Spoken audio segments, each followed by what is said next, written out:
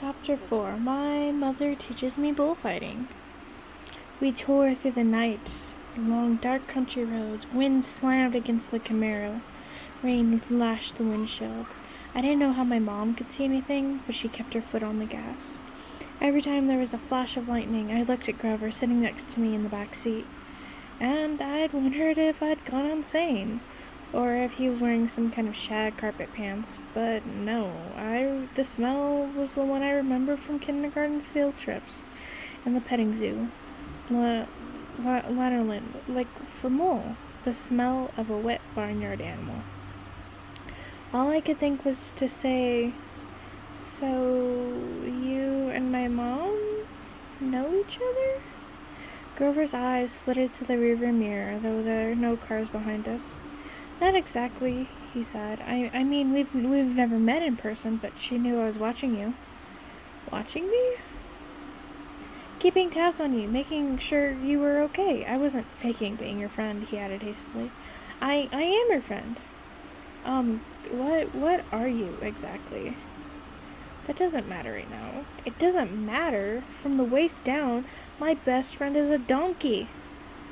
Grover let out a sharp, throaty blah.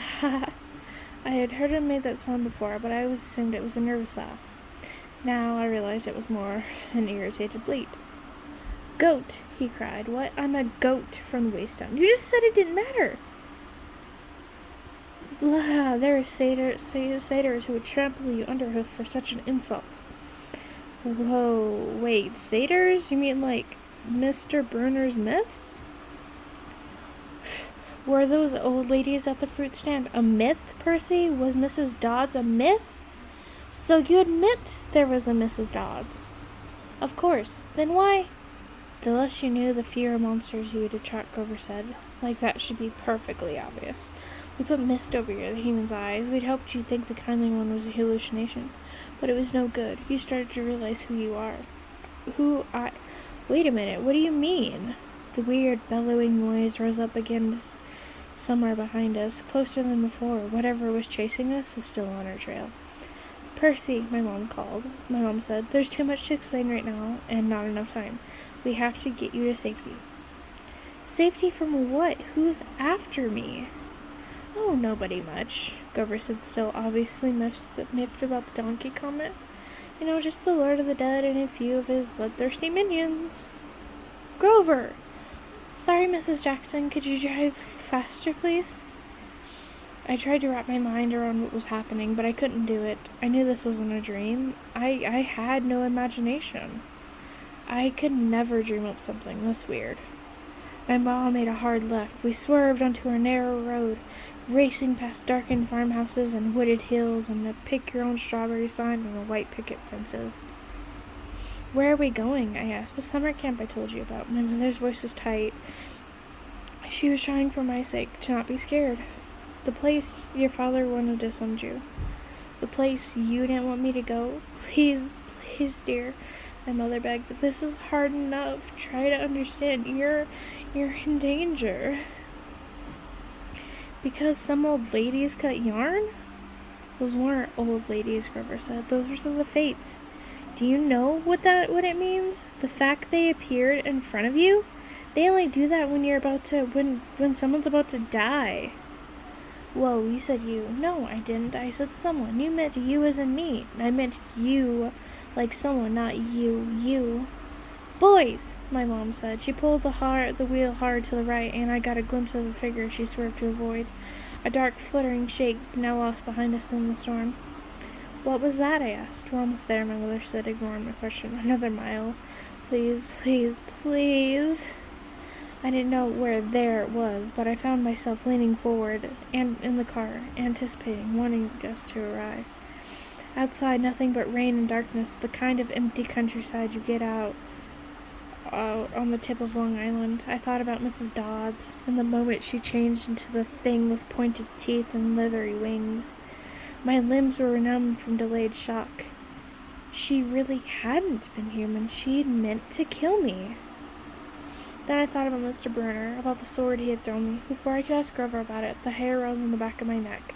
There was a blinding flash, a jaw-rattling boom, and our car exploded.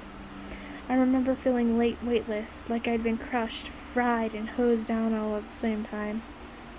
I peeled my forehead off at the back of the driver's seat and said, "Ow!"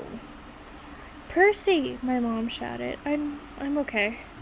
I tried to shake off the daze. I wasn't dead. The car really hadn't exploded. We'd swerved into a ditch. Our driver's side doors were wedged in the mud. The roof had cracked open like an eggshell, and rain was pouring in. Lightning. That was the only explanation. We'd been blasted right off the road. Next to me in the back seat was a motionless lump. "Grover!" He was slumped over, blood trickling from the side of his mouth. I shook his furry hip, thinking, "No, even if you are a half barnyard animal, you're my best friend, and I don't want you to die." Then he groaned food, and I knew there was hope. "Percy," my mom said, "we have to..." Her voice faltered. I looked back. In a flash of lightning through the mud-splattered rear windshield, I saw a figure lumbering toward us on the shoulder of the road. The sight of it made my skin crawl. It was a dark silhouette of a huge guy, like a football player. He seemed to be holding a blanket over his head.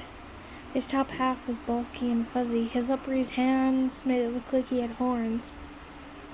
I swallowed hard. "Who is..." "Percy," my mother said it, deadly serious. "Get out of the car." My mother threw herself against the driver's side door. It was jammed shut in the mud. I tried mine. Stuck, too. I looked desperately at the hole in the roof. It might have been an exit, but the edges were sizzling and smoking. "Climb out the passenger side," my mother told me. "Percy, you have to run. Do you see that big tree?" "What?" Another flash of lightning, and through the smoking hole in the roof I saw what she meant. A huge White House Christmas-sized pine at the crest of the nearest hill. "That's the property line, Mom," my mom said. "Get over that hill, and you'll see a big farmhouse down in the valley. Run, and don't look back. Yell for help. Don't stop until you reach the door." "Mom, you're coming, too." Her face was pale, her eyes as sad as when she looked at the ocean. "No," I shouted. "You are coming with me. Help me carry Grover." "Food," Grover moaned, a little louder. The man with the blanket on his head kept coming toward us, making his grunting, snorting noises. As he got closer, I realized he couldn't be holding a blanket over his head because his hands, huge, meaty hands, were swinging at his sides. There was no blanket, meaning the bulky, fuzzy mass that was too big to be his head was his head, and the points that looked like horns. "He doesn't want us," my mother told me. "He wants you. Besides, I can't cross the property lines." "But we don't have time, Percy. Go, please." I got mad then. Mad at my mother, at Grover the goat, at the thing with horns that was lumbering toward us slowly and deliberately, like a bull. I climbed across Grover and pushed the door open with the rein. "We're going together. Come on, Mom." "I told you." "Mom, I am not leaving you. Help me with Grover." I didn't wait for her answer. I scrambled outside, dragging Grover from the car. He was surprisingly light, but I couldn't have carried him very far if my mom hadn't come to my aid. Together we draped Grover's arms over our shoulders and started stumbling uphill through wet, waist-high grass. Glancing back, I got my first clear look at the monster. He was 7 feet tall, easy. His arms and legs were something from the cover of Muscle Man magazine. Bulging biceps and triceps and a bunch of other steps, all stuffed like baseballs under veined, webbed skin. He wore no clothes except underwear. I mean bright white Fruit of the Looms, which would have looked funny, except that the top of half of his body was so scary. Coarse brown hair started at his belly button and got thicker as it reached his shoulders.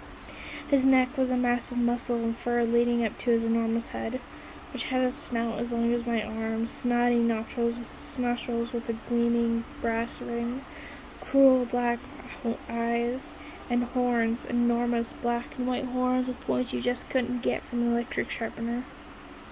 I recognized the monster, all right. He had been at one of the first stories Mr. Bruner told us.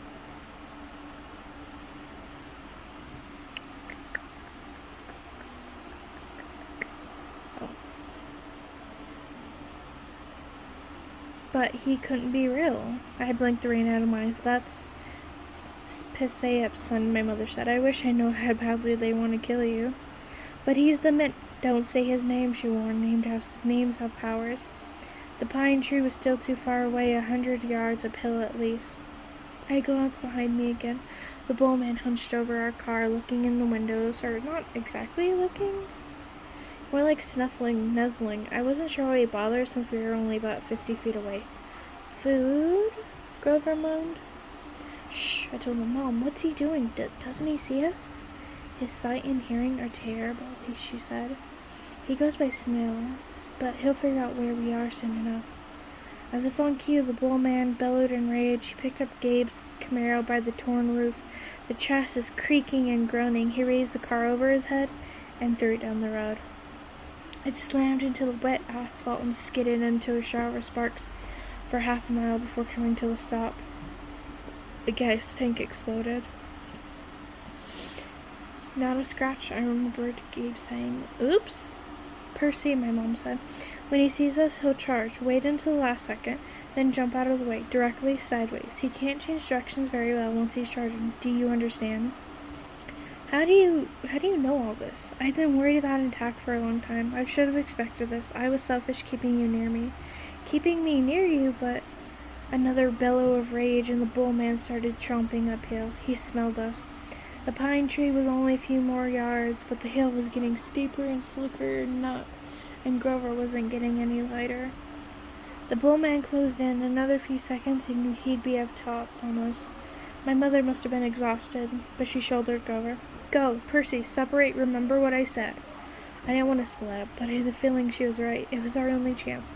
I sprinted to the left and turned, and saw the creature bearing down on me. His black eyes glowed with hate.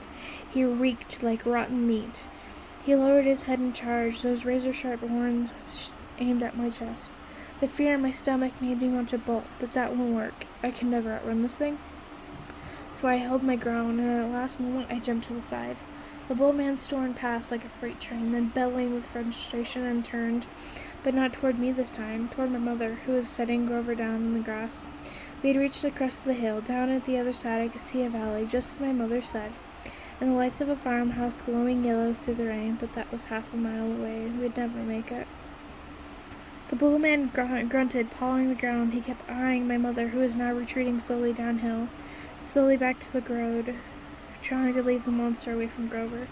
Run, Percy, she told me. I can't go any farther. Run! But I just stood there, frozen in fear, as the monster charged her. She tried to sidestep as she told me to do, but the monster had learned his lessons. His hand shot out and grabbed her by the neck as she tried to get away. He lifted her as he struggled. She struggled, kicking and pummeling the air.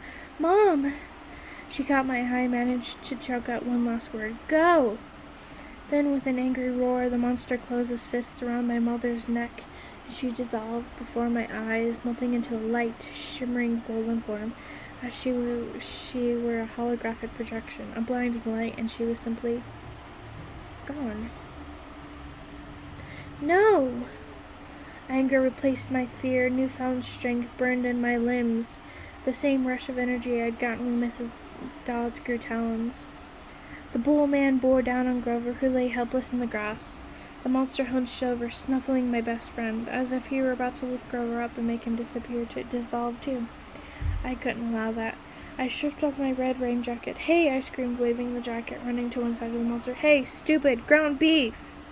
Roar! The monster turned toward me, shaking his meaty fist. I had an idea. A stupid idea, but better than no idea at all. I put my back to the pine tree and waved my red jacket in front of the bullman, thinking I'd jump out of the way at the last moment.